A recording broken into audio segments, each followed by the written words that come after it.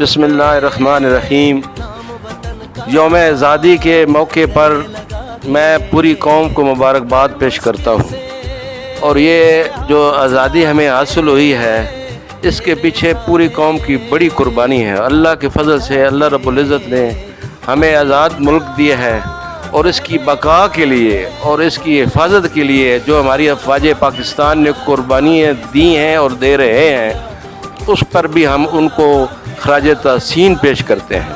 اور میری دعا ہے کہ اللہ رب العزت اس پاکستان کی حفاظت فرمائے، اور ہم سب پوری قوم اس پرچم کے سائے کے نیچے اکٹھے کھڑے ہیں، اور انشاءاللہ پاکستان ہے تو ہم ہیں، اور اس کے لیے جو بھی قربانی اور جو بھی اس کے لیے ہوگی انشاءاللہ ہم اس کے لیے دیں گے۔